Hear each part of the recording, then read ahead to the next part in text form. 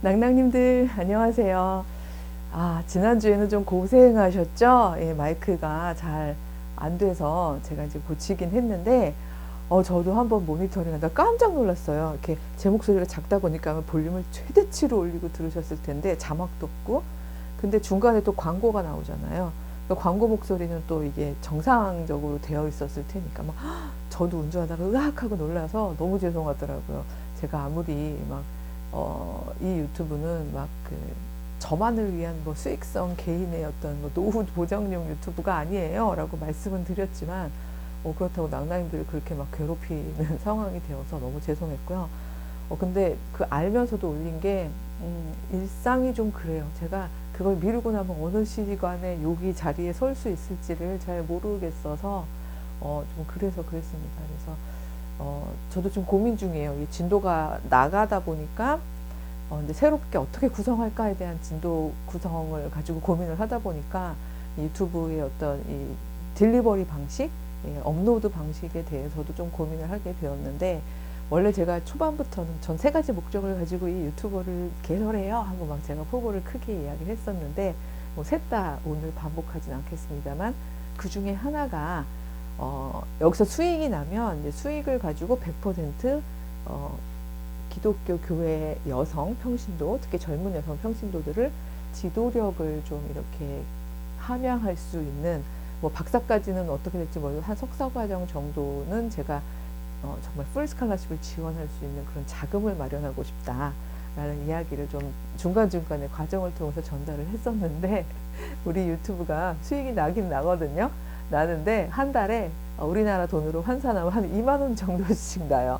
그러니까 이거를 모아서 한 학기 등록금을 마련하기엔 너무 실질적으로는 아직 그 정도의 수익이 아닌 거예요. 근데 그러다 보니까 아직 저는 지금 수익 환산은 안 했어요. 그래서 제 통장은 영원, 제가 한번 이 통장을 좀 살려야 되는데라는 마음을 가져서 한번 개설할 때 10,000원 넣고 중간에 한번 제가 10만 원을 이렇게 넣었거든요. 그래서 11만 원 들어있는 이외에는 전혀 활동을 안 하고 있는 통장인데, 그래도 이제 이걸 환산을 해봐야지 2만 원씩을 넣어볼까 싶어서 과정을 알아봤더니, 이거는 이 마이크보다도 훨씬 더 큰 진입장벽이더라고요. 제가 어떻게 할 수가 없는, 제 개인으로는. 그래서 뭐 이게 한 달에 200만 원이다 막 이러면, 저 너무 스케일이 컸나요? 20만 원이라도 아마 제가 노력해가지고 열심히 공부해가지고 넣어서 이제 한 학생이라도 기회를 더 주려고 할 텐데, 지금 단계에선 이걸로는 어려운 것 같더라고요. 그래서 혼자서, 더군다나 지난주에 그렇게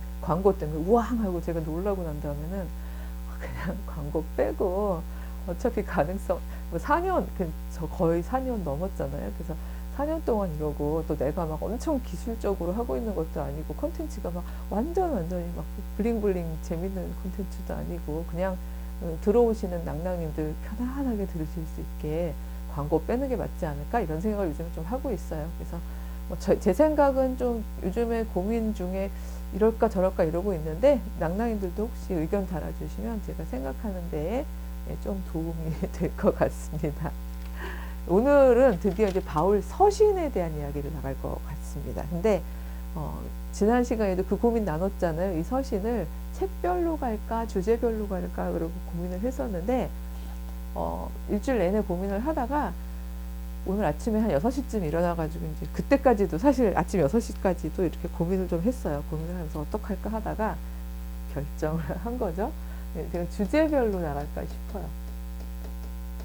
근데 뭐 주제별이라고 해도 사실 이 주제별에는 바울의 신학, 그죠? 테올로지 이렇게 되죠. 근데 바울의 신학을 이야기하는 방식으로 나갈 수도 있죠. 뭐 바울의 신론, 뭐 바울의 그리스도론, 바울의 칭의론, 막 이런 식으로요. 근데 그게 상당히 제가 볼 때는 교리죠.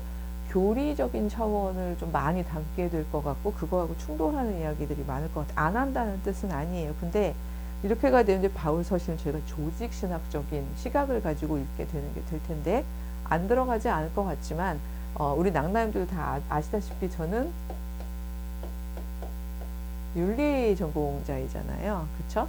예, 그래서 이 윤리학자로서 바울 서신을 좀 읽어보는 것이 더 좋지 않을까 저도 그렇고 우리 낭낭님들에게도 이쪽에 제가 조금 더 전문적이지 않을까 이런 생각이 있어서 글쎄, 모든 바울의 티올로지가 경이라고 생각하진 않아요.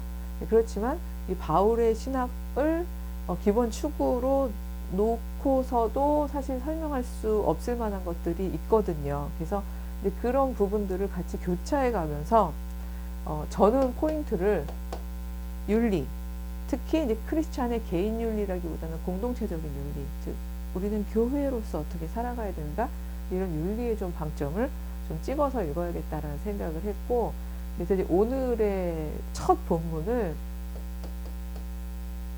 교회 지도자의 자격이라는 키워드를 가지고 좀 가지고 왔어요. 이게 오늘로 끝날지 아니면 그 부분, 이 타이틀, 큰 타이틀을 놓고서 몇 개를 좀 왔다 갔다 하면서 하게 될지는 모르겠어요. 근데 다 아시겠지만 자격 이야기하고 더군다나 지도자 이야기하는 거 보니까 아이고 아무리 그러니까 시대가 이러다 보니까 이제 토라가 우리에게로 걸어 들어오게 하는 것도 중요하지만 우리의 상황이 토라에게로 들어오게 해라 뭐 이런 이야기, 미드레스적인 원칙 그 안에서 아마 이런 제목을 먼저 생각했겠구나라고 이제 이해하실 수 있을 것 같아요. 맞아요. 이 교회 지도자의 자격에 대한 이야기를 할 수밖에 없게 된 여러 가지 외부적 자극들은 지금 돌아가는, 너도 나도 지도자가 되겠다고, 심지어 자기가 지도자로서 되게 훌륭한 자질을 가지고 있다고, 혹은 내 지도력만이 혹은 내 지도의 내용만이 옳다라고 얘기하는 사람들이 지금 너무나 이런 많은 상황에서 교회 지도자는 최소한 컨텐츠는 모르겠지만 자격 면에서 어떤 자격을 가지고 있어야 하는가에 대한 부분들에 대한 걸 좀 서신을 통해서 묵상을 해보려고 해요. 근데 이 과정에 있어서 제가 늘 얘기하는 그 경과 서 있죠. 그 원칙, 그 해석학적인 원칙은 여전히 작동을 할 거예요. 여기서는 뭐 제가 뭐 리브 워그어나 릴리우나 예수님은, 왜냐면 예수님의 행적에 대해서 이 역사적 텍스트가 아니다 보니까 예수님의 행적에 대해서 어떤 부분은 굉장히 신성화되어 있는 후대의 고백까지 들어있다라는 이야기를 하면서 릴리우 그러니까 릴리우로 읽자고 얘기하면서 쿠쿠 아네부나 리브 워그어적으로만 읽지 말자 하면서 좀 새로운 방식이 된 것도 한번 소개해 드렸잖아요. 근데 이 바울 서신을 읽을 때는 굳이 그 방법론까지 가져올 필요는 없는 것 같아요. 왜냐하면 바울이라는 한 인간이 아주 구체적인 그 교회 공동체, 뭐 에베소, 그쵸? 뭐 아니면 고린도 이런 식으로 구체적인 교회 공동체에 아주 명료한 글을 남긴 것들이고요. 아니면 저는 오늘은 이제 교회 그 지도자의 자격에 대한 이야기를 할 거기 때문에 디모데 전서랑 디도서, 목회 서신으로 묶이죠. 보통 디모데 전후서랑 디도서, 거기에 나와 있는 바울이 썼다고 자기의 동역자이기도 했었으나 또 후배이기도 한 디모데와 디도에게 향후 교회를 이렇게 다스리고 지도력 있는 사람은 이렇게 세워라 하는 이야기를 했다고 전해지는 디모데 전서랑 이제 디도서에 나와 있는 장로, 그다음에 감독, 집사의 조건들에 대한 이야기를 오늘은 좀 해보려고 하는 건데요. 이거 읽기에 있어서도 되게 너무 굉장히 구체적인 거죠. 이걸 무슨 뭐 쿠쿠 안 해보냐고 리브 워그어냐 할 필요는 없는 거잖아요. 근데 전 여기서도 왜냐면 이건 아주 압도적으로 서예요. 이렇게 얘기하면 아마 우리 낭낭인들은 뭐 그렇게까지 화를 내시지 않겠지만 대부분의 크리스찬들은 바울의 텍스트가 서라고요? 이렇게 얘기하시면서 화를 내실 수가 있죠. 왜냐면 바울은 하나님 안에 있었고 하나님의 계시를 받는 사람이었는데, 아무리 이게 한 개인이 구체적인 공동체나 아니면 뭐 디모데처럼 구체적인 한 사람에게 보냈다고 할지라도 이게 우리가 개인 편지 정도 수준으로 치부하면 곤란한 거 아니냐라고 반기를 드실 만한 분들도 아마 많을 거라고 생각해요. 그런 분들은 바울 서신조차도 경으로 보는 거죠. 그렇죠? 그래서 경으로 보기 때문에 이제 오늘 읽을 건데요. 이 바울이 했던 권고들을, 이 권고가 1세기 후반이나 2세기 초반에, 이제 왜 2세기 초반까지로 거슬리는지는 조금 이따 얘기해 드릴게요. 1세기 후반이나 2세기 초반에 특정한 교회 공동체의 상황 속에서, 그리고 그들의 문화적인 한계 속에서 바울이 전했던 이야기다. 그러나 그 얘기가 경이 없다는 얘기는 아니지만 아주 서적인 게 많다라고 이야기를 해버리게 되면 이 바울 서신은 하나님의 말씀의 계시의 100% 1.1도 틀린, 그러니까 오류가 없는 내용이라고 믿었던 분들도 발끈하시는 건데, 서신이잖아요. 서신. 그쵸? 저희들도 글을 쓰잖아요. 또 보내놓고 후회하기도 하잖아요. 때로는. 그쵸? 아, 그 편지 괜히 보냈다. 예. 저희 때만 해도 이제 이렇게 손으로 손편지니까 그래도 뭐 그렇지만, 요즘에는 카톡 특히 금방 하면 바로 가버리는 거잖아요. 뭐 삭제하기도 기능도 좀 생기긴 했지만 후회할 만한 일들이 많잖아요. 그러니까 바울이 언제나 100%늘 하나님의 영과 동행하면서 아주 계속 보편적인 이야기만 했느냐? 만약 그렇게 저희가 신앙 고백한다면, 그거는 우리가 입증할 수 있는, 신앙 고백한다면 바울도요 거의 그리스도 반열인 거예요. 바울 as the Christ. 제가 그렇게 고백한다는 얘기는 절대 아닙니다. 그렇게 얘기해야만 하는 상황이에요. 만약에 바울 서신의 내용도 경이라고 얘기를 모두가 다 경이라고 얘기한다면.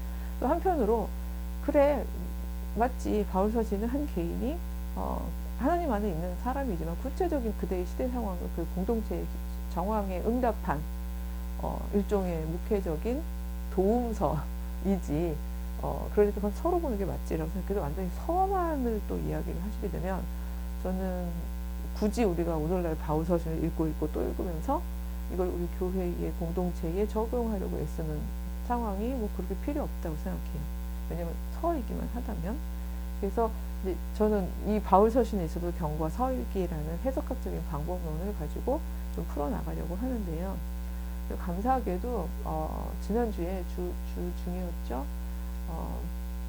제가 개인적으로는 그렇게 잘 알진 않는데, 같은 기독교 계통에서 동선이 많이 겹치고 이제 활동을 하다 보니까 알게 된 한 자매가 저랑 같은 병인데, 이 자가면역 질환이라는 게 그래요. 그러니까 어딜 공격할지도 모르고 얼만큼 공격할지도 모르고, 사실 의사들도 면역 억제제 같은 걸 통해서 면역 활동을 억제할 뿐이지 근본적으로 치유하는 병이 아니잖아요. 그러다 보니까 사실은 굉장히 미지의 병인데, 그러니까 뭐 희귀 질환이다라고 얘기하고, 근데 이제 어렸을 때부터 이제 같은 병을 되게 오래 알아왔던 자매였는데, 어쨌든 되게 많은 고통 속에서 지난주에 하나님의 부르심을 받고 이제 그런 과정을 제가 또 알게 되었기 때문에 잠깐 이제 조문을 갔었어요. 근데 갔더니 활동 범위가 비슷하다 보니까 제가 아는 분들이 많이 계시더라고요.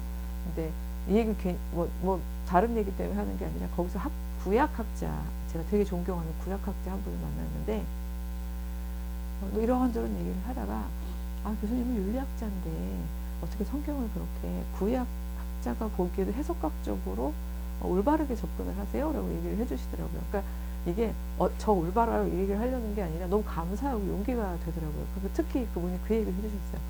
경과 서로 읽기라는 거는 뭐 수업 시간에 배운 적이 있으신가요? 저는 한 번도 목사하고 성서 계통에서 쭉 공부해 왔지만 그런 방식으로 서술기를 워딩을 가지고 설명해 주신 분은 없었어요. 라고 얘기를 하셔서, 제가 보통 제 창작이에요. 그 워딩에 대한, 그러니까 경과 서로 읽기라는 말은 제가 결국은 말로는 제가 했어요. 근데 저도 배울 때 그렇게 가르쳐 주신 분은 없어요. 그런 얘기를 하면서. 하지만 제가 하나님 안에 있으면서도 이 성경 전서가 여전히 저에게 밧줄처럼 꽉 잡아야 하는 삶의 지표가 되려면 저는 그렇게 읽을 수밖에 없다는 결론에 도달했고, 그 도달하는 과정 중에 많은 선생님들의 가르침들이 저는 촘촘히 짜여졌다고 생각해요. 이런 얘기를 했었는데, 잠깐 나눈 이유는 이게 올바른 길이니 따라오세요 하는, 오늘 지도자 얘기를 할 거기 때문에, 자, 경줄 잡고 서를 쓰세요. 이것만이 진리예요. 이런 이야기를 제가 강조하려는 게 아니라, 다른 사람들이 안 얘기한 걸 얘기하는 사람은요, 저도 인간이기 때문에 저는 오랜 과정 속에서 답을 얻었다고 생각하고 그래서 얘기하지만, 아주 카리스마적인 지도자는 아마 그래도 이것이 길이다 막 이렇게 얘기할지도 모르겠어요. 전 그렇지 못한 사람이라서 제 유한성을 자꾸 이제 생각하고 점검을 하다 보니까 아마 그래도 갈 것 같아요. 그래도 가겠지만 저보고 틀렸다고 얘기하는 사람이 너무 주변에 많으면 괴롭게 가겠죠. 근데 그 구약학자께서 되게 용기를 주시니까 저도 좀 용기가 나더라고요. 그래서 그것까지 한 스푼 더해져서 이 바울 서신도 한번 어, 서이지만 그 안에서 경을 찾는 방식으로 좀 읽어보자 이런 생각을 좀 갖게 되었습니다. 오늘은 제가 아까 저기도 썼는지 모르겠는데 교회 지도자의 자격에 대해서 이야기를 나눌 거고 아마 한 편으로 끝나지 않을 것 같기도 한데 오늘은 디모데 전서랑 디도서에 있는 굳이 왜 나눴냐고 얘기하시면 디모데 전서에는요 감독하고 이렇게 쓸래요. 저 위계적으로 쓰는 걸까 싫어서 집사의 자격에 대한 게 나오고 디도서에 가면 이제 장로에 대한 자격이 나오기 때문에 이제 그래서 요 세 분 이 초대교회의 감독이 지금 현재 어떤 교파교회의 감독과 똑같으냐라고 얘기하면 그렇지는 않겠지만 그래도 이제 우리도 다 알고 있고 듣고 있는 그런 직분들이라서 요 얘기를 먼저 해보려고 하겠습니다. 디모데 전서 1장을 잠깐 먼저 읽는다면 여긴 명시하고 있어요. 우리 구주 하나님과 우리의 소망이신 그리스도 예수의 명령을 따라 그리스도 예수의 사도 된 바울은 자신에 대한 일종의 나는 이런 자격을 가진 사람이라고 얘기를 하는 거죠. 믿음 안에서 참 아들 된 디모데에게 편지하노니 믿음 안에서 우리는 너는 내 혈육의 아들은 아니지만 믿음 안의 아들이라는 거죠. 하나님 아버지와 그리스도 예수 우리 주께로부터 은혜와 긍휼과 평강이 내게 있을지어다. 아주 전형적인 이제 문안 인사로 시작을 하는데 이걸로만 보자면 이거는 바울이 쓰는 거고 디모데에게 쓰는 편지구나. 누가 누구에게 쓴다고 이렇게 명확한데 이걸 왜 바울이 안 썼다고 얘기를 하시나요? 이렇게 질문을 하실 수도 있어요. 거기를 제가 깊게 들어가지 않겠습니다만 성서학자들 중에서 이거는 바울이 죽은 뒤에 서신일 수밖에 없어라는 여러 가지 근거들을 얘기하시거든요. 근데 저는 그쪽에 조금 더 설득당한 학자예요. 이제 왜냐면 이거 저희가 바울이 디모데 때 쓰고 있을 때 본 것도 아니고요. 그렇다고 이 말을 또 완전히 이거는 그러니까 멀리 보는 학자들의 말대로 확실히 100% 2세기 초반쯤에 이제 교회가 굉장히 구성원 면에서 많이 확장이 되고 직제, 조직이라는 부분을 설립을 할 수밖에 없고 임박한 종말을 기대했으나 그게 자꾸 지연되고 있고 우리는 여기서 살아남아야 되고 그래서 소위 말하는 이런 거 다 사실 제도잖아요. 제도, 그쵸? 인스티튜션. 결국 이런 제도를 만들기 위해서 바울이라면 우리에게 이렇게 얘기했을 거야, 권고했을 거야 라고 바울 라인에서 자랐던 지도자들이 바울의 권위와 내용에 근거해서 쓴 책들일 거야 라고 얘기하시는 분들이 되게 많은데 그렇다고 확실히 그래라고 제가 또 그걸 주장하기엔 제가 성서학자라면 아마 제가 얘기하면 확실히 그래 나는 그래도 이 편에 있고 나는 근거가 이래 이렇게 얘기하겠습니다만 전 윤리학자로서 성서윤리도 아니고 기독교 사회윤리학자로서 제가 공부한 한도 내에서는 그분들 이야기에 훨씬 더 많이 설득당했다는 거죠. 그래서 저는 이 본문이 바울의 본문이라기보다는 바울 사상과 바울의 가르침으로 계속 교회를 확장해 갔던 남은 사람들, 바울은 가고 남은 사람들이 임박한 종말 이후 지연되는 상황에서 그래도 공동체는 유지하기 위해서 썼던 그 글이라고 생각을 하는 거죠. 그 정도 선에서만 1장 1절 이야기를 말씀을 드리고 이걸 말씀드리는 이유는 되게 제가 여기 설득당한 이유이기도 한데요. 물론 나중에 이제 바울이 이거 원저자가 바울일 거라고 얘기하는 거에서도 바울도 당대의 그러니까 당대의 그 어떤 문화적 한계를 못 넘어가고 쓴 서가 있긴 해요. 하지만 그 바울이 못 넘었던 서보다도 훨씬 후퇴한 바울은 경주를 잘 잡았던 그 부분조차도 이 목회서신을 보면은요 훨씬 더 후퇴한 서들이 보이거든요. 그래서 저는 이건 바울이 아닐 거야 라는 생각을 하게 된 거죠. 우선 한 본문 3개만 읽어보려고 하는데요. 3장 디모데 전서 3장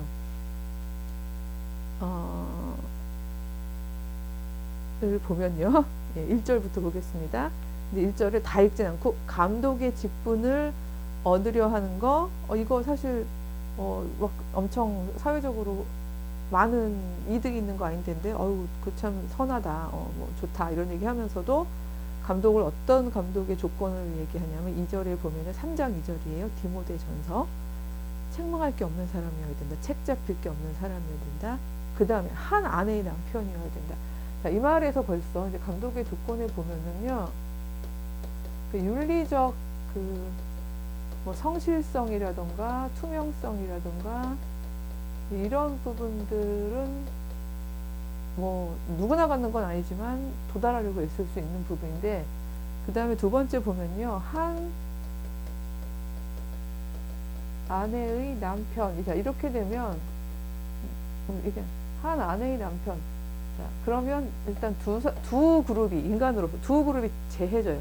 그 같은 그리스도인이어도 남편이어야 된다는 얘기죠. 그러니까 남자여야 돼요. 이 아내는 아무리 윤리적으로 성실하고 투명하고 공동체의 모범이 돼도 감독이 될 수 없어요. 그 다음에 또 어떤 사람들이 안 되죠? 결혼하지 않은 남자는요, 독신으로서 아무리 막 사도는 할 수 있어요. 사도 바울도 독신이었으니까. 하지만 감독은 못해요. 그렇죠? 그 다음에 뭐 뒤에 보면은 뭐 절제, 신중, 단정, 나그네 대접하고 술 즐기지 않고 구타하면 안 되고 그쵸? 뭐 여기서 보면 알 수 있지만, 뭐 관용하고 다투지 않고 돈을 사랑하지 않고 자기 집을 잘 다스려서 자녀들로 모든 공손함으로 복종하게 하는 자라. 제가 이제 다 안 쓰겠지만, 그러니까 자녀들이 순종이 아니라 이제 복종하게 하는 자라는 건데요. 그러니까 이 집안에, 이 감독 집안에 반항아 있으면 감독 못해요. 이 말은 잘 다스리는지 어떻게 알 수 있겠어요? 결과로 알 수 있는 거죠. 아우, 그분은 다 여러 가지로 좋은데 애들이 개차반이야. 이래도 여기로 보면은요, 이게 어려운 거예요. 그리고 가로치고 5절에 보면 사람이 자기 집을 다스릴 줄 알지 못하면 어찌 하나님의 교회를 돌보리요. 이렇게 되어 있단 말이죠. 물론 우리 유교 사상에도 보면 뭐 수신 제가 치국 평천하라고 해서 제가 부분에 되게 중요성을 얘기하고 있습니다만, 제가의 증거가 자녀들이 가장 아버지의 말을 듣는 거야 라고 이야기하던 시절, 가부장제죠. 그 시절에 이 서가 너무 많이 담겨 있어요. 예를 들어서 이런 거는 뭐 하나님의 계시의 말씀까지 안 가더라도 보편성을 가지죠.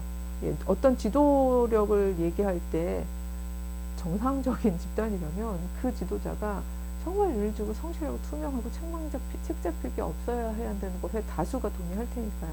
이런 부분들은 시간과 공간을 떠나는데, 하나님의 남편이라든가 자녀들을 잘 복종시키는, 가정을 잘 통솔할 수 있는 자여야 한다든지 하는 이런 내용들은 저는 명백한을 붙이고 싶어요. 명백한 서라고 봐요. 여기서 사실 우리 한국 교회에 슬픔이 있는 건데, 이건 서인데 이걸 서로 읽지 못하는 거죠. 왜냐하면 이 하나님의 말씀을 다 그냥 성경으로만 보기 때문에, 성경 전서가 아니라 성경으로만 보기 때문에 이게 충족이 안 되면 감독이 안 된다라고 생각을 하는 거죠. 물론 디펜스 하시는 분들도 감독의 역할이 뭔데, 그 감독은 그러니까 사도는 하면 싱글이고 그럼 사도하면 되잖아. 여자도 꼭 감독해야지 지도력이 있냐? 뭐 다른 거 하면 되잖아. 선봉사해.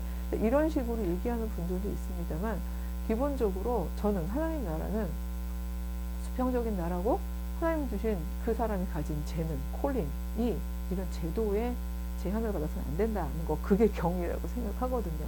근데 여기서의 감독의 조건은 너무 서가 많은 조건인 거예요. 그렇다고 완전히 버리지 않을 것은 그 감독이 되는 과정도 마찬가지고 돼서도 마찬가지지만, 이 사람의 언행이 어때야 한다는 부분에 대한 부분은 저희가 충분히 경우를 잡을 수 있는 내용인 거죠. 그다음에 이제 감독도 그랬고요. 여기 집사에 대한 얘기는요, 같은 3장의 12절에 나오는데, 집사들은 여기도 한 아내의 남편이 되어 자녀와 자기 집을 잘 다스리는 자라고 되어 있어요. 제가 지금 12절만 읽은 건 이렇게 가면 너무 길어질까 봐 그러는데요. 8절부터 사실 뭐 집사의 어떤 언행에 대한 어떤 덕목은 쭉 나오거든요. 근데 이런 덕목들은 감독의 덕목에 준하는 이제 그런 덕목들이 나오는 거죠.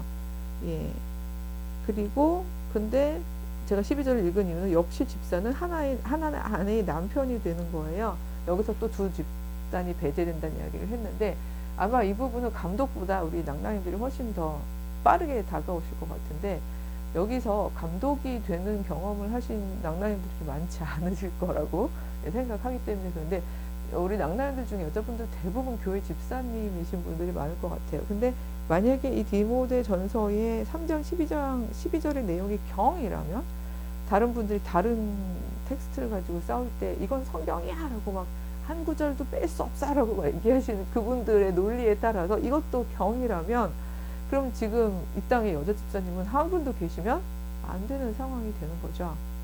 그렇겠죠? 그렇죠? 왜냐하면 여기 딱 보니까 하나님의 남편이라고 되어 있으니까요. 그리고 많이들 좀 꺼리긴 합니다만 왜냐하면 빨리 결혼하라고 재촉하는 의미에서 혼자 성실하게 독신으로 살아가는 남자분한테 뭐 40, 50 됐다고 집사직분을 주는 일들이 있긴 있잖아요. 그렇죠? 예. 뭐 집사도 하시고 권사도 하시고 근데 그럴 때는 도대체 어떤 성경의 근거에서 그러신지 모르겠는 거죠. 사실 그분들도 해석이란 걸 하고 있는 건데 그걸 본인이 말로 얘기하지 않을 뿐이죠. 그 다음에 이제 감독, 집사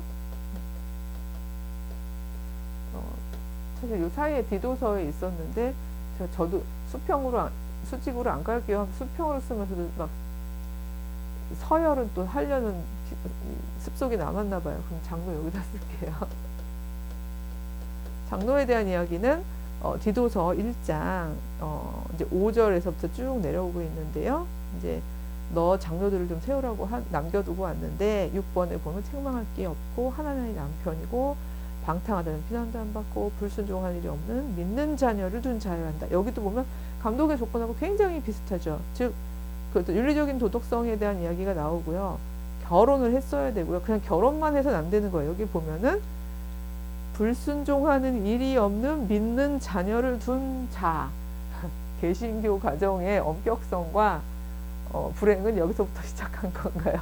이렇게까지 얘기하면 교수님 썰 푸시나요? 막 이렇게 나올 것 같습니다만 저희 집은 제가 볼 때는 되게 비교죠. 모범적인 가정이었고 외부적으로 볼 때도 아주 모범적인 가정이었어요. 저희 부모님도 사실 낭낭님들이신데 긴장하시려나요? 아마도 하다 보면 여러 가지가 풀리겠죠. 왜냐하면 그 잘 다스리는 자로서의 이제 아버지는 또 목사님이시니까요. 목사님으로서는 저는 최선을 다하셨다고 생각하고 또 사모님으로서의 저희 엄마도 최선, 그분들이 가진 역량과 믿음과 신앙 안에서 최선을 다하셨다고 생각하지만 중요한 건 자녀된 저로서는 제 개인이 가지고 있는 저만의 또 그릇, 갑자기 제 그릇이 더 큽니다. 이러는 예, 반항인가요? 제 그릇이 있고 제 퍼셉션, 저의 포착 능력이 있고 제 역량이라는 게 있는데 항상 그래요. 이 아래다가 자녀들을 이렇게 잘 두려면 지도자의 역량보다 더 크지는 못해요. 그러니까 사실 그 어려워요. 이걸 만약에 유지해서 우리가 가지고 나간다면 근데 여기 보면은 정말요. 믿는 자녀를 줘야 되고 그 믿는 자녀가 불순종하지 않아야 된다면 그러니까 자녀라고 했기 때문에 물론 성인이 된다고는 다른 문제라고 얘기하겠습니다만 그러나 자녀들은요. 성장하는 과정 중에서 자기를 만들어가는 건데 자기 그릇 안에 너무 가두면요. 이 자녀가 존재의 힘이 굉장히 강하지 않는다면 그래서 사실은 그 힘 때문에 그쵸? 그릇은 요만한데 막 꾸역꾸역 담다 보면 터지잖아요. 그래서 이렇게 저는 모든 터져나가는 자녀들이 다 훌륭한 자녀입니다라고 얘기하는 건 아니에요. 하지만 이 규율이 이 아버지의 규율이 나의 성장, 내가 나답게 성장하는 거에 너무 억압적이라고 생각하면 터져나갈 수밖에 없는 거예요. 그러니까 이게 외부적으로 볼 때는 저는 불순종으로 보일 수도 있다라고 생각하거든요. 그래서 모든 불순종한 자녀가 옳다라는 얘기는 이건 결코 아니라고 말씀을 드렸어요. 하지만 이거는 이제 이 지도자의 자격에 대한 이야기를 하기 때문에 전 이 부분에 있어서 이게 과연 본인들, 즉 이 가부장들이 생각하고 있는 지도자의 자격이지 하나님께서도 이렇게 생각하실까라는 부분에 대해서는 저는 의문이 드는 거죠. 그리고 제가 말씀을 드렸습니다만 의문이 든 자가 질문하고 계속해서 갈등을 일으켜가면서 이야기했을 때 모두가 납득 가능한 경을 붙잡지 못한다면 그건 요구되어야 해요. 경으로서는. 저는 그건 서일 수 있는 가능성이 너무 크다고 생각하는데 근데 이게 또 7절하고 충돌하거든요. 뭐 재고집대로 하지 않아야 되고 뭐 이런 얘기요. 그러니까 재고집대로 안 하려면 이제는 구성원들과 끊임없이 대화하면서 열려 있어야 되는데 그렇다면 믿음으로 막, 예, 막 순종 믿는 자 불순종하면 안 되고 이거 저는 두 개가 되게 충돌한다고 생각하는 사람 중에 하나예요. 즉 요약한다면요. 여기도 조건이 같았는데 감독이나 장로나 집사나 모두 결혼한 남자여야 하고요. 그 조건상 그쵸. 결혼한 남자여야 되고 그리고 한 아내라는 게 굉장히 강조되어 있었기 때문에 이 당시가 뭐 그 아시지만 일부일처제가 어떤 문화적으로 확실하게 잡혀 있는 상황은 아니었잖아요. 그 부분에서 훨씬 더 윤리적일 수 있는 부분은 있겠지만 이제 그러나 한 아내의 남편이라는 것이 지금 21세기 우리의 상황에서 있는다면 결혼한 남자여야 하는구나 라는 부분에 대한 것이고 그것이 과연 경이냐라는 부분은 의문이 제기할 수가 있는 부분이 있는 거죠. 예. 그래서 뭐 제가 여자이고 지금 여집사란 말이 우습네요. 여집사, 여권사, 여장로도 있는 교단이 많이 있으니까요.